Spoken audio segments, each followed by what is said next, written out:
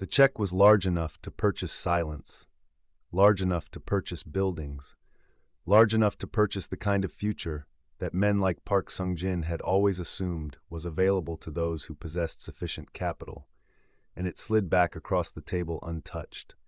And in the silence that followed its return, the most powerful businessman in the room understood for the first time in his adult life that he was the poorest person present.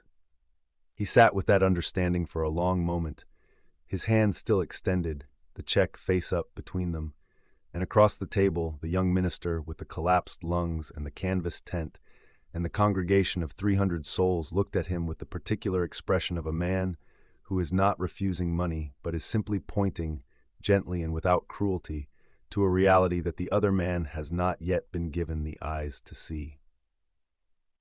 Park Sung-jin would spend the next 11 years trying to understand what happened in that room. He would spend the 11 years after that trying to explain it to others. Seoul in the early 1960s is a city in the act of reinvention. The war is 7 years finished, but the act of finishing has not produced the stillness that peace is supposed to deliver. Instead, it has produced a different kind of turbulence, the turbulence of reconstruction, of rapid industrialization, of a government committed to economic transformation at a pace that requires the entire country to move in a single direction simultaneously. The streets are loud with it. There is the sound of construction everywhere, not the careful construction of a city at leisure, but the urgent, driven construction of a nation that has decided it will not remain poor. Cranes break the skyline, concrete mixers turn, men in hard hats move across scaffolding with the focused economy of people who understand that speed is a form of survival. Park Sung-jin moves through this landscape like a man who has already arrived at the destination the rest of the city is still racing toward. He is 43 years old in 1962, which means he was born into the Japan-controlled Korea of 1919, which means he has survived the occupation, survived the liberation, survived the chaos of the years immediately following, survived the war itself, survived all of it, and emerged not merely intact but prosperous in a way that few of his generation have managed. He is the kind of man whom historians of the Korean economic miracle will later describe in aggregate, in the language of forces and systems and structural conditions, but who in his individual reality is simply a man of exceptional intelligence and exceptional will, who looked at every circumstance he was handed and found within it an angle that others missed. He is not, by any account available, a cruel man. This is important to establish because the story could be told in a way that makes him a villain, and he is not a villain. He is something more interesting and more instructive than a villain. He is a man of complete competence, operating within a framework that is too small for him without his knowing it is too small. He is a man who has mastered every room he has ever entered, and who therefore does not yet know what it feels like to be in a room where his mastery does not apply. He is generous. Within his framework, he employs hundreds, he provides for his workers with more care than many of his peers.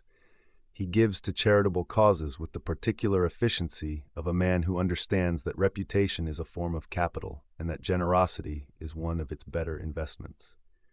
He is not generous in the way that costs him something he cannot afford. He has not yet encountered a situation that requires that kind of generosity. He has not yet encountered something that his money cannot purchase or his intelligence cannot navigate. He hears about Yonggi, the way that men of his class hear about unusual phenomena in the city beneath them, through the filtered, slightly amused report of an employee. One of his secretaries mentions, in passing, that there is a young preacher in the Seoul area whose congregation has grown from nothing to several hundred in the space of a few years, that people are claiming remarkable things in connection with this preacher, that there is talk of healings, of prayer that produces visible results in the material world, that the congregation is made up largely of the city's poor and its sick and its displaced, and that it is growing at a rate that suggests something is happening there beyond the ordinary dynamics of religious community. Park Sung-jin files this information with the slight curiosity of a man who is interested in all unusual growth patterns, commercial, social, religious. and does nothing with it for several months. Then his wife becomes ill. This is where the story changes texture. This is where the account moves from the biographical to the particular, from the general landscape of a successful man's life to the specific geography of a crisis that money cannot immediately resolve. The illness is not at first considered serious, a fatigue, a recurring pain, a set of symptoms that the physician addresses with the confident efficiency of a man treating something he has treated before. But the symptoms do not respond to treatment in the expected way. They persist, they deepen. Other physicians are consulted, as money permits the consultation of other physicians, and the reports that come back have the quality of reports that physicians give when they are in the uncomfortable position of not having a clear answer. They are thorough, they are technical, they are decorated with the vocabulary of medical expertise, and they do not contain the information that the husband needs, which is, this can be fixed, and here is how, and here is when. Park Sung-jin responds to medical uncertainty the way he responds to every other form of uncertainty, by acquiring more information and more resources. He brings in specialists from Japan. He brings in a physician with connections to American medical institutions. He creates, through sheer financial force, a situation in which his wife has access to the best available medical knowledge of 1962. And what that knowledge tells him, in aggregate, is that her condition is real, that it is not fully understood, and that it is not responding to available treatments. He sits with this information in the way that a man sits with information he is not equipped to accept. He has built his entire adult life on the premise that problems yield to sufficient intelligence and sufficient resources. He is now in possession of a problem that is not yielding. He does not yet know what to do with that. It is his wife who mentions the preacher. She has heard about him from a woman in her social circle whose cousin attended one of the prayer services in the Seoul tent and came back with an account that the woman has been repeating to everyone she knows because she cannot stop thinking about it. The account involves someone who was ill, who was prayed for, who is no longer ill, and the account is told with the kind of specific detail, the name of the illness, the duration, the physician's documentation before and after, that distinguishes it from the general category of religious rumor. Park Sung-jin's wife is not a superstitious woman. She is the wife of a man who has built his life on practicality, and something of that practicality has shaped her as well. She is not suggesting that her husband visit the tent because she has abandoned practical medicine. She is suggesting it because she has been keeping score, and the practical medicine is not winning, and this other thing has at least one documented point in its favor. He goes to a service. This decision alone tells you something essential about Park Sung-jin, that he is capable of doing something that runs against his self-image, that the love of his wife outweighs the cost to his dignity of sitting in a canvas tent among the poor. He goes on a Wednesday evening, arriving slightly after the service has begun, taking a seat near the back with the intention of observing with the detachment of a man conducting reconnaissance. What he finds is not what he expected. He expected enthusiasm, the particular emotional temperature of religious gatherings among the economically distressed, which he has always privately categorized as the compensation of people who have run out of other options. He finds enthusiasm, certainly. But underneath it there is something else, something that his categorizing intelligence does not have an immediate slot for. There is a quality of, and he will use this word later, with the slight embarrassment of a man using vocabulary that sits outside his comfort zone, reality. There is a quality of reality in what is happening in this tent that is not the quality of performance or compensation or collective emotion management. Something is actually happening here. He is not yet sure what it is, but he is sure that it is actual. He watches Cho preach.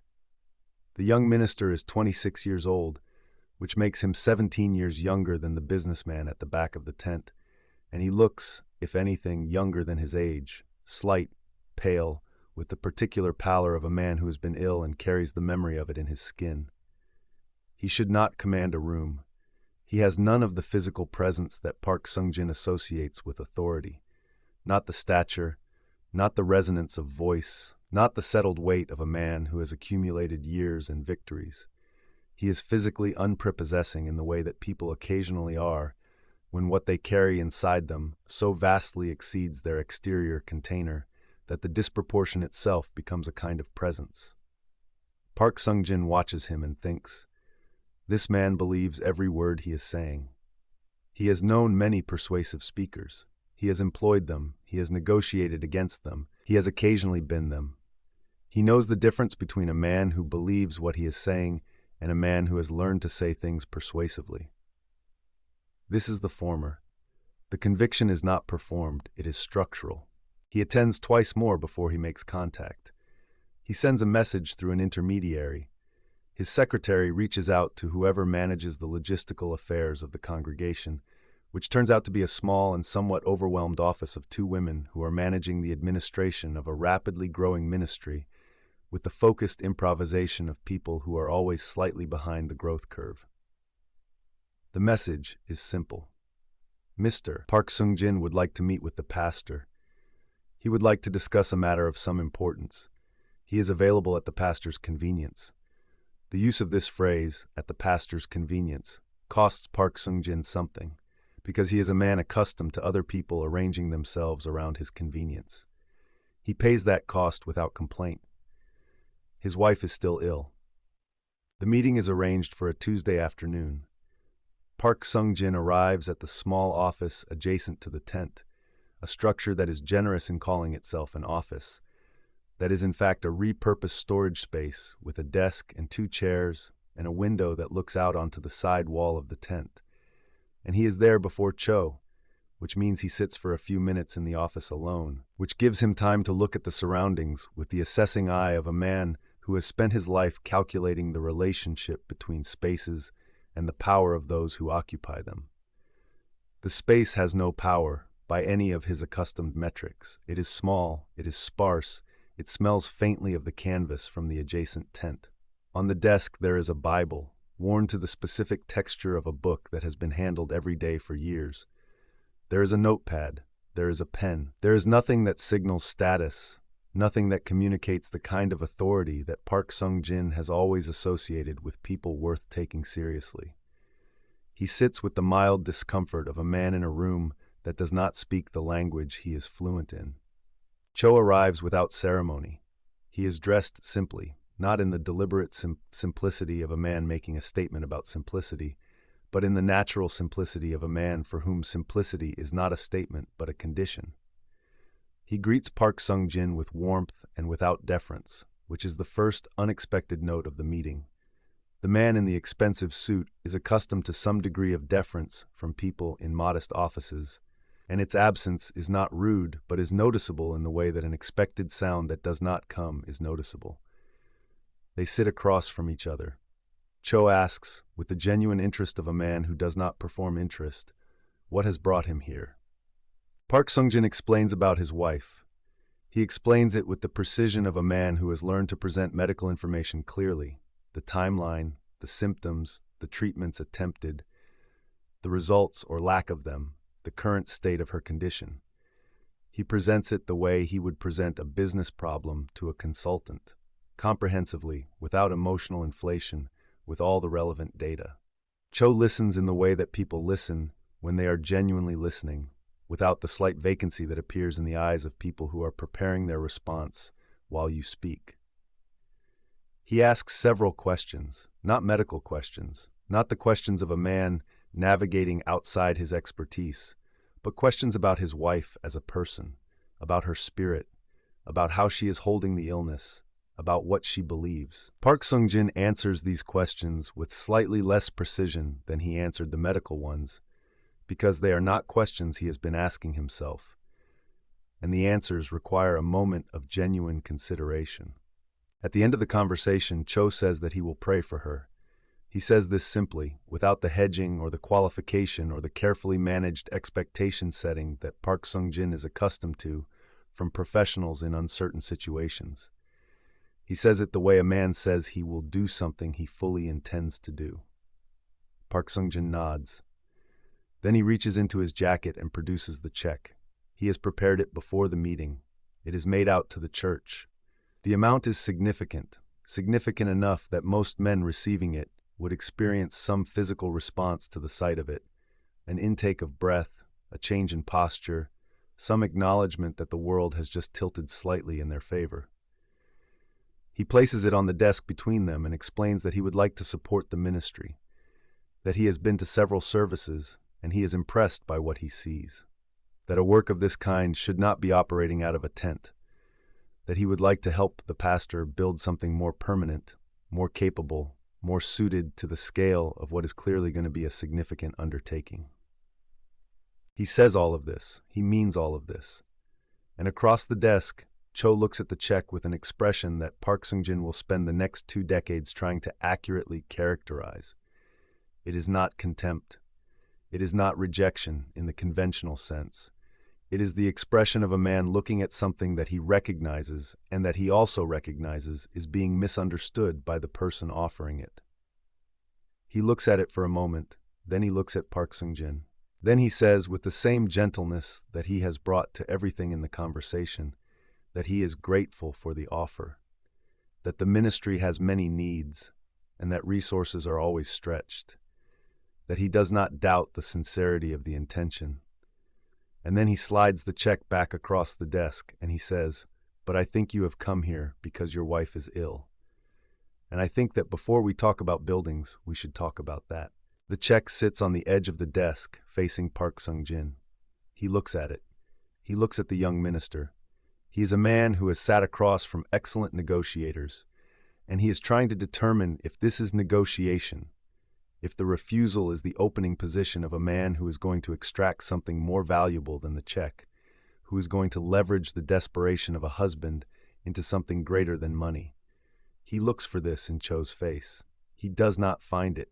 What he finds in Cho's face is the complete absence of strategy, which is the most disorienting thing he has encountered in a long career of encounters with strategic people. There is no angle here. There is simply a man who does not want the check, because the check is not what the situation calls for. They talk for another hour.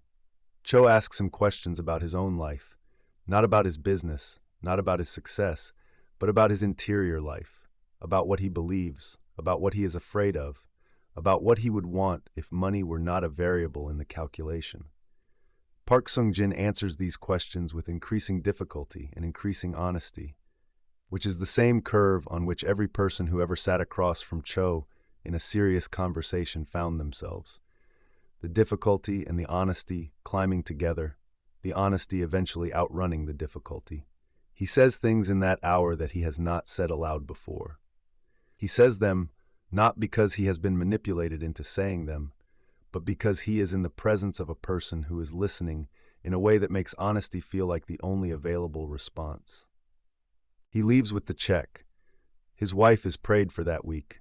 Cho visits, sits with them both, prays in the simple, direct way that he prays, addressing the illness as a thing that can be addressed, speaking to it with the authority of a man who believes the authority is real.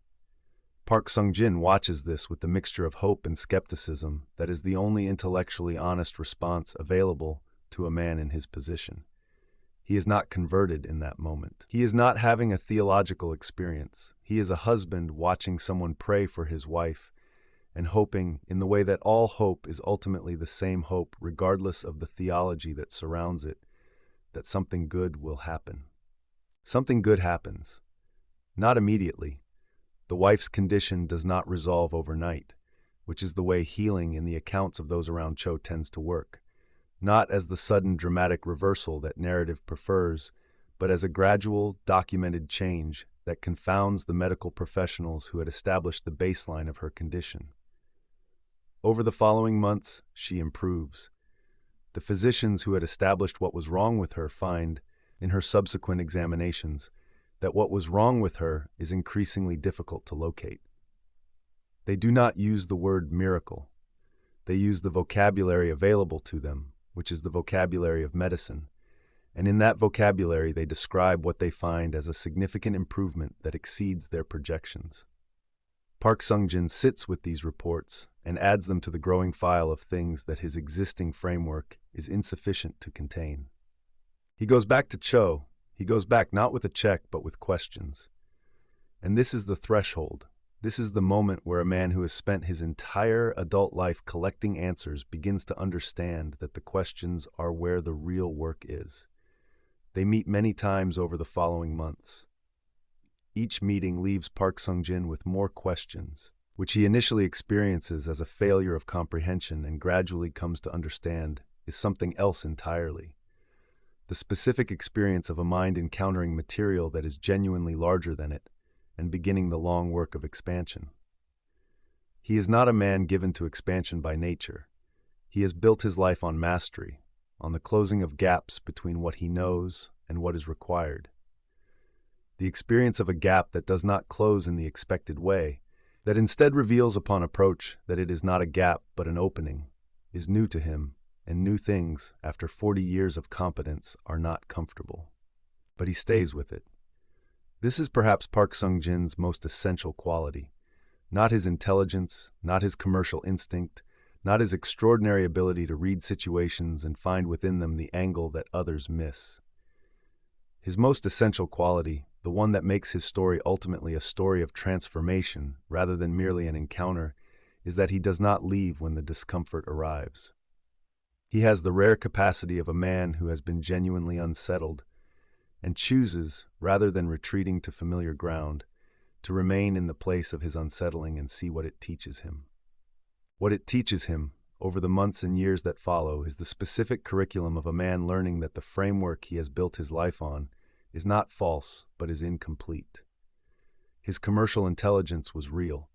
His understanding of markets, of human motivation, of the mechanics of growth, all of it was real and remains real. But it was operating within a set of assumptions about what is real that turns out to be, if not wrong, then radically insufficient. The world is larger than he thought. Not in the vague, inspirational sense that the world is large and full of possibility.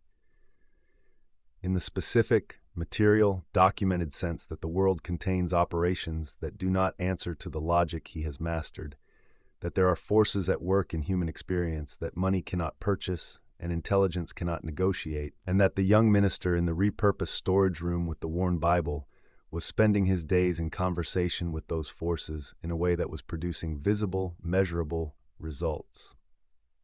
He begins to give, not with the strategic generosity of his earlier philanthropic instincts, not giving in ways that build reputation or create useful social capital or position him advantageously within the networks of Seoul's elite. He begins to give the way that people give when they have understood that they are not managing an investment, but participating in something that does not belong to them. With the particular freedom of a man who has let go of the calculation. He gives to the ministry. He gives to individuals. He gives in ways that his former self would have recognized as poor strategy.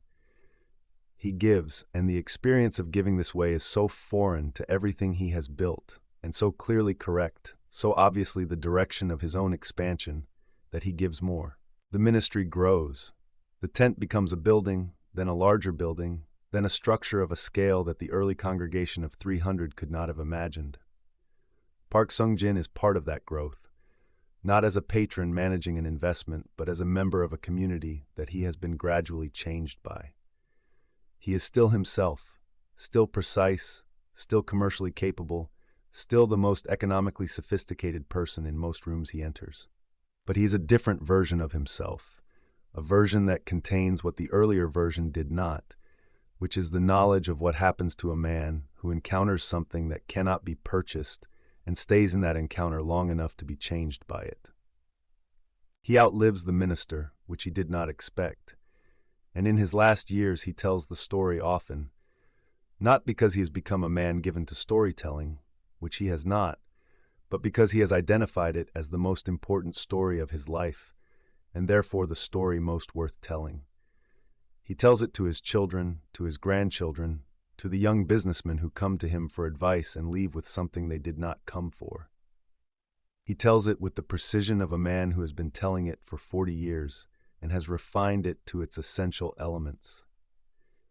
He tells it always ending at the same place, at the image of the check sliding back across the desk and the expression on the young minister's face and the silence that followed, and what he understood in that silence about which of the two men in the room was actually poor. He never fully recovered from the experience of being the poorest person in the room. He spent the rest of his life trying to become otherwise.